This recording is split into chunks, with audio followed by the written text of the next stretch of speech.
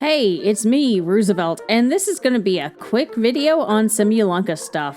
I know I'm super late and the Natland special program has already aired. Boy, that was a doozy. But I simply haven't had enough free time to share the sheer amount of psychological damage these Lego men have inflicted upon me. Oh, time is an illusion, you say, Kaeya? I hope this isn't foreshadowing for something weird I'm gonna say later. Anyway, like I said, I don't have any conclusive theories, but I just wanted to point out some interesting things I noticed. And this is all about fate, time, and creation. In Simulanka, you're transported into a storybook. The story has 3 goddesses, one of creation, one of prophecy, and one of fate. They're revealed to be members of the Hexenzirkel, Alice, Barbeloth, and Andersdotter, respectively. Alice is Klee's mom, Barb is Mona's master, and Andersdotter wrote The Boar Princess, a book super referenced in the Imaginarium Theater. And she also wrote this storybook. So basically, Andersdotter wrote the story, and Alice used the manuscript as a blueprint to bring everything to life. And she did this by using Barbeloth's starry realm to generate the world using a few magic arrays. In this story, Nilu is the fairy, Navia is the king, and Kirara is the Nekomata in boots. Nilu is the fairy who is supposed to bring color back to the creatures of the forest, who normally stay vitalized by drinking this printer ink. Wanderer is the hero of the story, and Wanderer, as the hero, was instructed to save the dragon. See, this dragon was allegedly terrorizing Simulanka, but it turns out it was all a misunderstanding. He was just a sad little guy who missed his mom. And he stole the stars because he thought they could be reunited that way. Oh, and his name is Durin, or Mini Durin rather. But the point is that they have preordained roles in the story with an arc they're set to have out. In the afterword of the main quest, Mona describes how fate in Simulanka is directly based on Teyvat's fate, as a projection of real-world fate. She even goes as far as to say Simulanka is inside a mirror and is a reflection in itself. The Lego men earlier confirmed that their story has all been decided and they're mostly content with it, albeit with some freedom in their choice of questionable moisturizers. So, it seems like they're just really trying to spell out that fate is like a storybook. Now, the side quests do add a few twists to this. One is that the origin story of Simulanka has multiple drafts rolled into one. Andersdotter had written up 3 different versions, and her cat walked all over it and folded them together. And Andersdotter couldn't decide which origin story was best anyway, so she kept all 3. This aspect has mind-boggling implications for what we think we know about Teyvat, and that multiple truths may coexist, even if they seem contradictory. But that's speculation for another time. Another one is that just as people can enter Simulanka, the characters in Simulanka can also travel outside Simulanka. It's implied the Mini Durin will go on adventures with the Traveler's Special Blessing, and you can actually meet him in the Sumeru Academia. And also, Razel and Esnoir can be found in Fontaine. Are they the box and the clock? Did they change forms? Or are they just super tiny Lego men that we can't see? I don't know. But I wonder what this may mean for Traveler, and if they could also give the same blessing to someone in Teyvat. Finally, and the most important part emphasized everywhere, is that the characters can ultimately break from the story. In fact, it's expected that they eventually choose their own destiny. I'm going to circle back to this in a bit, but I want to talk about these character roles a bit more. So if fate is a storybook, then people are the characters, playing roles. Funny thing about all this, oh haha, I thought we were the heroes of the story. No, you silly diaper baby, Traveler is the witness. But I understand your confusion, Paimon, because previously Traveler has played a few knightly roles. Hey, do you guys remember the Valyria Mirage where they basically did the exact same thing as Simulanka? Well, with assigning roles in a story at least. Okay, so after we meet up with Kokomi and Idea, Klee's all, Wow, this is just like that story Mom told me. Klee recounts the story Alice told her of a group of adventurers going to Bottleland, and starts relating the roles to the group. Kokomi is the sage, Eula is the sword master, Kale is the healer, and Kaeya is the master thief. Traveler is the knight, and Paimon is the knight's fairy companion. Here, Idea's the odd one out, so she's the mascot. Now, this has little bearing on the plot of the Bottleland event, it's just to say that the role depends on the story, and that Alice loves her stories. But during this event, we also received Kaeya's Dagger Bandit outfit, which focuses on roles that people play, particularly the bandit versus the knight, which seems personal to Kaeya. I've already talked a lot about this outfit elsewhere, like a lot, but I want to share one particular line from the description. Different people live in different ways. A thief will not bear the blade of a knight, and a knight will not sneak out a hidden dagger to hurt someone. If the characters in the story don't abide by such rules, then the story has betrayed the roles dictated by fate. So, if the storybook is the fate of the world, the role a person plays is one's personal destiny. And names seem to play a big part of this. I won't go into this too much, as Ashikai and others have done really good videos on this, but I wanted to point out two things that really highlight the power of names.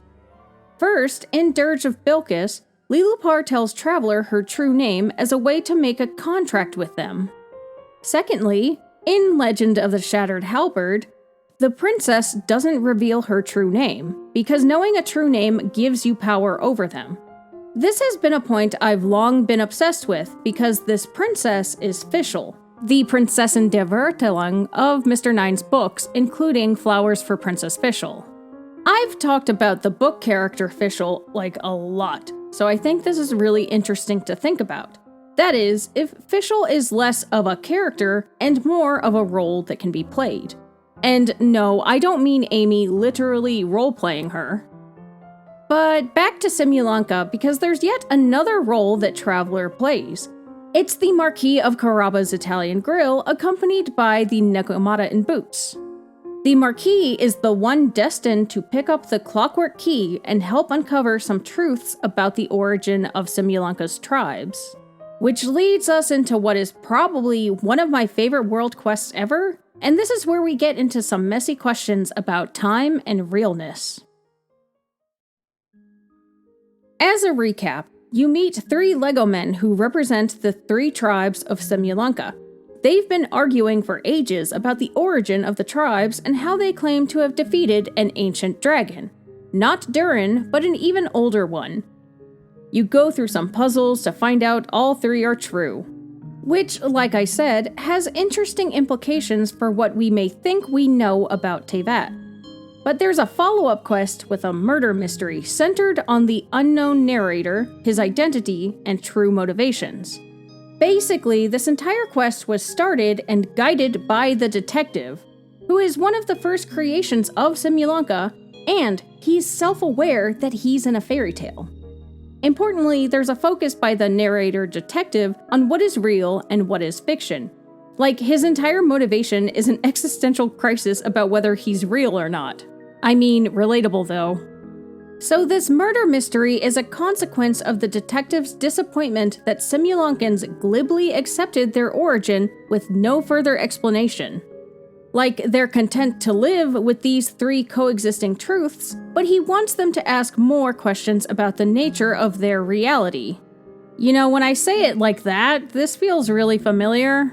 You know, in a most are content to live and not to dream, but there are those who dream of dreaming kind of way. Anyway, I digress.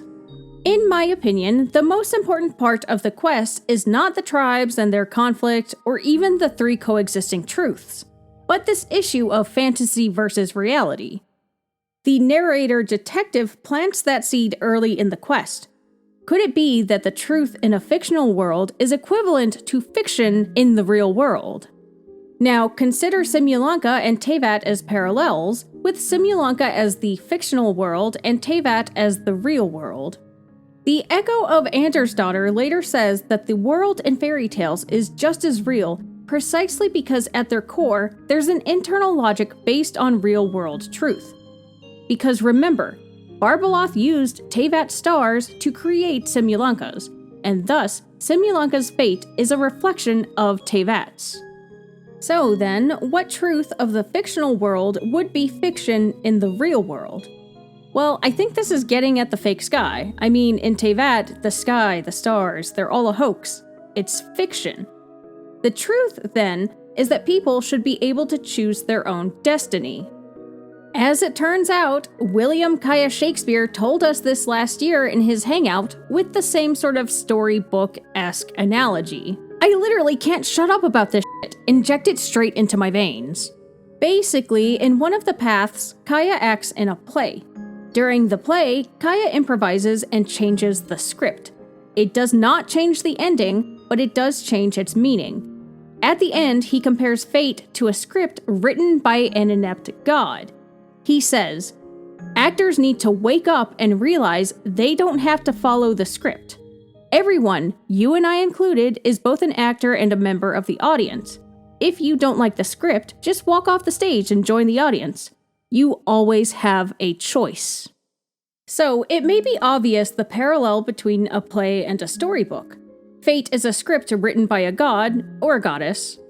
And Kaeya talking about walking off the stage and joining the audience could be quite comparable to the storybook characters, like Minnie Durin, leaving the book to traverse the world of the readers.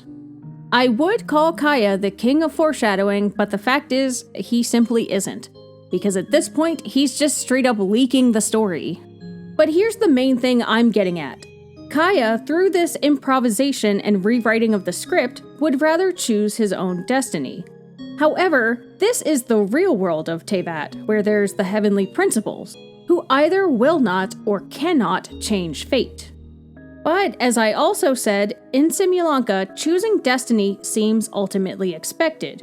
Alice even quotes Andersdotter on this, saying, "Every story has an ending, but if the story becomes reality, it should have the right to choose its own path."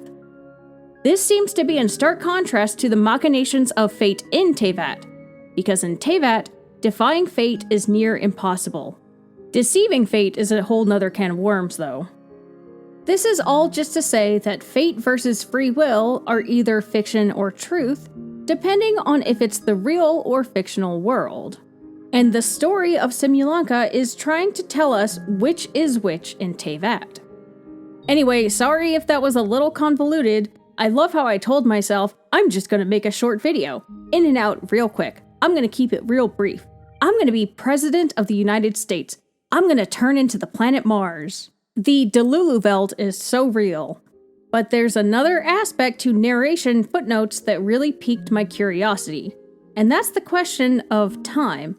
Which, like Boborano, is my greatest fear because thinking about it makes my head hurt and I just usually end up confused. I digress. This is more about the flexibility of the future anyway. So towards the beginning of the quest, Boborano says he believes time is a problem of consciousness. So we just experience a continuum of moments. This was prompted by Cappe's explanation that time is an illusion. I feel compelled to talk about this because I made an entire video on this topic. Also, I forget if I've been dropping speculation warnings, but disclaimer here. Also, this is actually less about the nature of time and how it works, and more about fate versus free will. Another reference to time being an illusion appears in a book dropped in patch 4.4 called Time Trekker. It tells the story of a guy who makes a time machine and he travels through time solving riddles. It ends up that the guy set up the riddles for himself. It's the type of time travel that doesn't change anything, because the time travel is already embedded into the present experience, like with Hermione and her time turner. So, in the world of Time Trekker, the past and future are both equally real and cannot be changed. Everything has been predetermined. There is only one fated future. So at the end, the main character's older self philosophizes about the nature of time. He says, "When two mirrors face each other, time is the infinite reflection of light therein. Countless diverging, converging, and parallel lights form the illusion we call time." This passage is actually a reference to The Garden of Forking Paths, a short story written by Jorge Luis Borges, but it completely inverts the original story's meaning. See, Forking Paths plays with the concept of infinitely forking futures. There are even claims that the story was a precursor to modern ideas about the multiverse. In Forking Paths, time is a web that embraces every possibility. There's an infinite series of times, in a dizzily growing, ever-spreading network of diverging, converging, and parallel times. There's a very intentional contrast here being made between one fated future in Time Trekker and the many possible futures of the Forking Paths. And here's my speculation. I think Time Trekker, in this inversion of the original meaning, is playing with the same idea of fiction being a reflection of truth, in the same way that Simulanka is a reflection of Teyvat. Andersdotter wished that her creations could travel outside the storybook and choose their own paths. Or, to put it in other words, leaving the storybook of fate, the light trapped in the mirror, to choosing their own forking path. And I think this is the hidden truth of Teyvat. Now, this connection to Time Trekker might seem like a leap to some people, but I guarantee there's a good reason for it. So, in the Imaginarium Theater, we meet Wolfie, who is the wolf from Andersdotter's The Boar Princess. But he's also played a ton of other roles, like the Big Bad Wolf or Eating the Moon or whatever. In his current role, he is a concierge for the Imaginarium Theater. And he tells us about his latest dream, where Barbeloth gave him this concierge role. He recounts what he saw. To me, all these events are indistinguishable from real experiences. Take my latest dream, for instance. I remember being in a garden of forking paths, and Madame Mage said to me, Yes, I'm aware this is one singular line, but I personally don't think it's a coincidence that a creation of Andersdotter has a dream about Barbeloth and references the Garden of Forking Paths, which is also referenced in Time Trekker that talks about time being an illusion, and Andersdotter's other creations say the exact same thing while philosophizing about the nature of time. Also, just for funsies, Paimon also says, Our goal is to set foot in every corner of Teyvat, and the courage to boldly go where others dare not to tread is what will take us there. This seems like a pretty obvious reference to the words of Captains James T. Kirk and Jean-Luc Picard of the USS Enterprise. From like Star Trek? Time Trek? Time Trekker? Guys! Okay, this may all sound insane. I hear you, I literally told you in the thumbnail that I'm unwell. I am cognizant of the fact that I am choosing to be unwell. But I'm not quite done yet. I wanted to circle back to Alice with some less insane discussion. So there's this whole thing about Andersdotter writing the stories and Alice using her stories as a blueprint to bring her stories to life. We were actually told this previously in the Imaginarium Theater. One mage, Andersdotter, has an ink bottle called Fantasy Truth, and other mages would use their magic to change Fantasy Truth to True Fantasy. We also see some of this going on in Simulanka, with Nilou becoming a squirrel mom, and Traveler and the gang using the power of friendship to give Mini-Durin his cute tiny form. I think we've seen this previously in Teyvat. During the Narzissenkreuz questline, Katter instructs us on how to create a bubble to find Marianne, or whatever, and he basically says, just imagine it. This is an actual process he calls imaging, where you imagine something in great detail and basically will it into existence. This works because, as Katter says, a powerful belief is a powerful will, and magic is a skill that molds reality to your will. And belief is the power of magic to make the unreal real. This is also essentially how Mary Ann dreamed up not only Anapausis, but also the Oceanid Anne. The conversation also implies that both Oceanids, Rodea and Idea, have this strong imaging power, and that's why they can create hydromimics and eidolons. This was easy to miss because Catter made this a whole weird conversation about how Oceanids reproduce, so yeah. Anyway, so you can then imagine how Andersdotter would have written the story, and Alice imagined it into something more real. The written characters are a blueprint for the extraordinary detail needed for imaging. So I think this is key to understanding why Alice says that words can be more powerful than magic, and why names are so important. I also think this is comparable to what Albedo does with his alchemy. He doesn't write a story, but he can sketch something and make it real. In the second Dragonspine event, he draws up chairs, and the chairs appear. He says his paintings are like blueprints. Alchemy simply enables him to omit the manufacturing part of the process. It's an elementary technique, but a more advanced technique can even be used to create living beings. We see him do that in his demo where he created this Geovishap abomination. That's pretty messed up. What the f***, Albedo? This makes sense. This could be related to what the Hexenzirkel do because Albedo's master, Rheindotter, or R of the Hexenzirkel, does exactly this. Looking at the descriptions for the Rift Wolves and their drops, they're described as flawed creations, like discarded sketches. Not to mention, the Narzissenkreuz Ordo did study Conrian alchemy and were aware of Rheindotter. So it comes full circle. But the point here is this. Alice used Andersdotter's manuscripts as blueprints for creation. Perhaps in a similar way to how both Albedo and by extension Rheindotter used sketches as blueprints. Also, side note, this is then perhaps how Rheindotter originally created Durin. But now I'm super wondering if this blueprint imaging alchemy is how Durin will be revived. By Albedo, of course, naturally.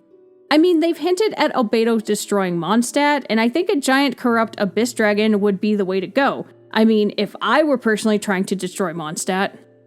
Okay, I digress, but this is all to say, Alice and the Hexenzirkel are powerful, but also seemingly in contradiction to the heavenly principles, with regards to both fate and creation.